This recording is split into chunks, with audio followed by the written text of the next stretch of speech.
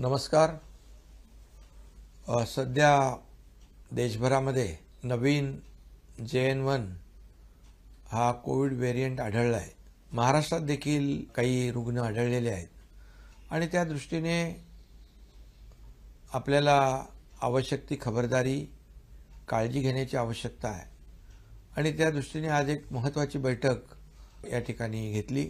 यामध्ये सार्वजनिक आरोग्य विभाग, वैद्यकीय शिक्षण विभाग, दोन्ही मंत्री, मुख्य सचिव, संबंधित सचिव, विभागीय आयुक्त आणि जिल्हाधिकारी असे सर्वच अधिकारी होते आणि यांना मी सूचना दिलेल्या आहेत, निर्देश दिलेले आहेत की जी आपली कोविडची पूर्वीची यंत्रणा जी आहे, मग आयसोलेशन बेड असतील, ऑक्सिजन बेड असतील, ICU बेड असतील, व्हेंटिलेटरचे बेड असतील, PSA प्लांट असेल, ऑक्सिजन प्लांट असेल, त्याचबरोबर RT-PCR लॅब असतील, या सर्व ज्या यंत्रणा आहेत त्या अलर्ट ठेवण्याच्या सूचना दिलेल्या आहेत। त्याचबरोबर इलेक्ट्रिक, स्ट्रक्चरल आणि फायर ऑडिट करण्याच्या देखील सूचना मी दिल्यात। औषधाचा साठा व्यवस्थित आहे की नाही ते देखील तपासण्याच्या आणि औषध साठा देखील व्यवस्थित ठेवण्याच्या सूचना या ठिकाणी दिलेल्या आहेत।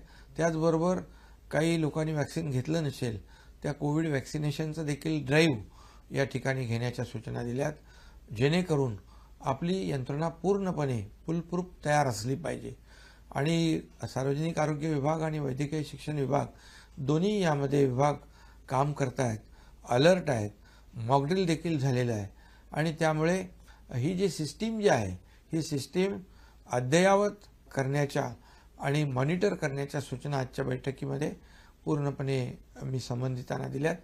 मला वाटतं ही आपली यंत्रणा पूर्णपणे अलर्ट आहे आणि काही त्याच्यामध्ये आणखी सुधारणा करण्याची आवश्यकता असतील त्याही सुधारणा संबंधित विभागाच्या माध्यमातून केल्या जातील, परंतु या ठिकाणी कुठल्याही नागरिकाची गैरसोय होणार नाही अशा प्रकारच्या सूचना आजच्या बैठकीत दिल्यात।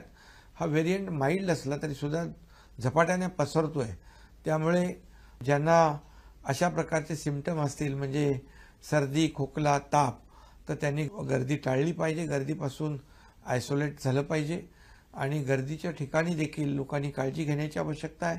आज आपण पाहतोय की 25 डिसेंबर नाताळ येतोय, 31 डिसेंबर येतोय, त्यामुळे नागरिकांनी जास्तीच काळजी घेण्याची आवश्यकता आहे, पण घाबरण्याची आवश्यकता नाही, एवढंच आवाहन या ठिकाणी मी करतोय। कारण पूर्वी आपण या कोविडचं मोठं संकट आपण त्याचा सामना केलेला आहे।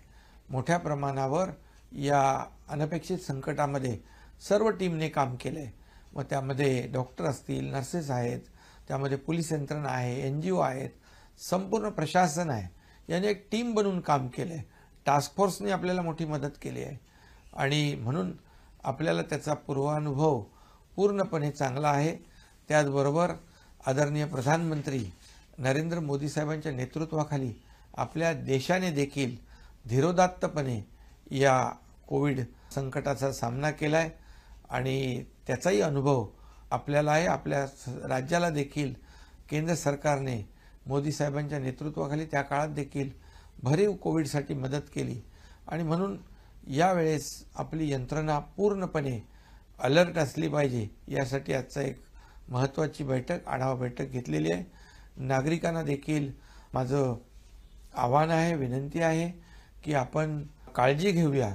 गर्दीच्या ठिकाणी अधिक काळजी घेण्याची आवश्यकता आहे, पण पुन्हा एकदा मी सांगेन की काळजी घेण्याची आवश्यकता आहे, परंतु घाबरण्याची आवश्यकता नाही, कारण याचा सामना आपण व्यवस्थित करू।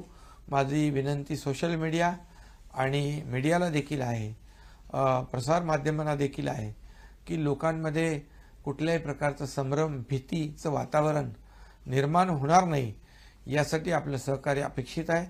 कारण आपण सगळ्यांनी मिळून एक टीम बनून हे नवीन आलेला जो काही JN1 व्हेरिएंट आहे त्याला परतवून लावू आणि कोविडपासून आपल्या राज्यातल्या नागरिकांचं रक्षण करू। धन्यवाद।